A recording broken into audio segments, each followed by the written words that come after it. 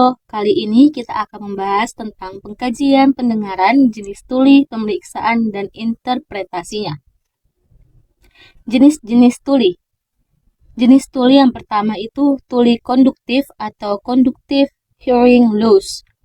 Letak gangguan pada telinga luar atau tengah, menghambat hantaran suara ke koklea. Penyebab umum seruman menumpuk, otitis media, perforasi membran timpani, dan otosklerosis. Ciri klinis, suara terdengar pelan, tapi lebih jelas jika keras. Sering bicara pelan, suara sendiri terdengar keras di telinga sendiri. Jenis tuli yang kedua, tuli sensori neural atau sensory neural hearing loss. Letak gangguan, kerusakan pada koklea, sel rambut atau saraf vestibulokoklear, nervus ke-8, penyebab umum, paparan bising lama, obat ototoksik atau gentamisin, furosemid, usia tua, atau presbikusis. Ciri klinis, suara terdengar samar dan tidak jelas. Sulit memahami percakapan terutama di tempat ramai. Bicara keras. Jenis tuli yang ketiga, tuli campuran mixed hearing loss. Letak gangguan, kombinasi konduktif dan sensori neural. Penyebab umum, kombinasi otitis media kronis tambah kerusakan saraf koklea. Ciri klinis, gabungan gejala, suara pelan dan tidak jelas meskipun keras. Jenis pemeriksaan. Pemeriksaan yang pertama itu tes bisik atau whisper test. Tujuan menilai fungsi pendengaran umum.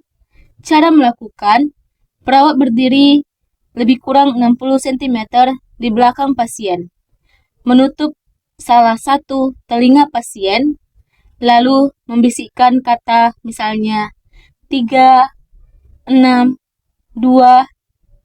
Hasil normal bila pasien dapat mengulang kata dengan benar.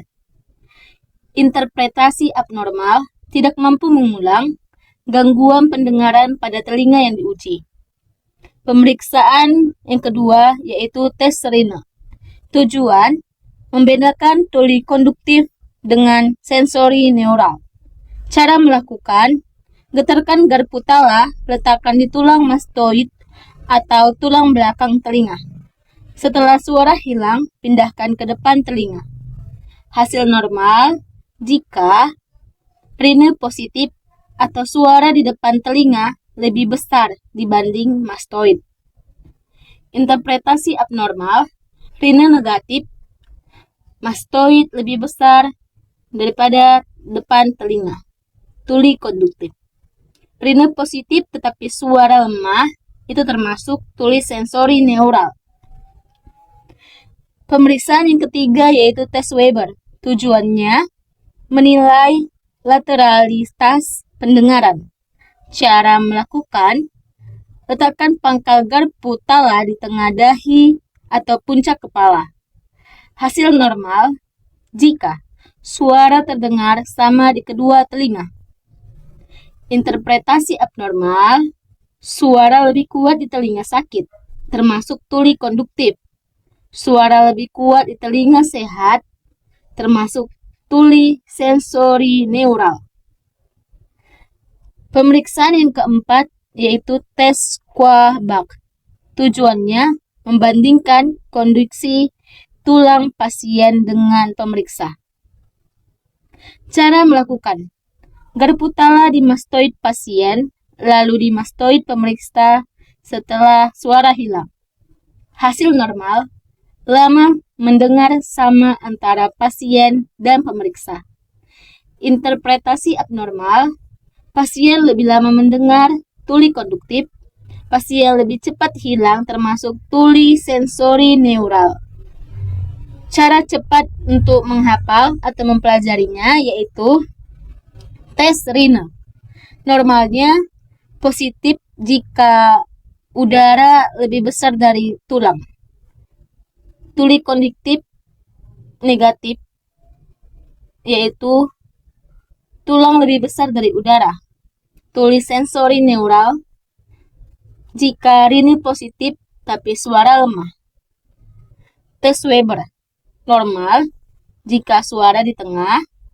Tuli konduktif, jika lateral ke telinga sakit. Tuli sensori neural, jika lateral ke telinga sehat. Bisik, normalnya terdengar jelas.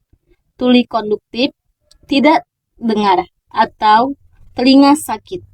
Tuli sensori neural, tidak dengar walau suara keras. Oke, demikian materi tentang pemeriksaan pendengaran dan juga jenis-jenis tuli.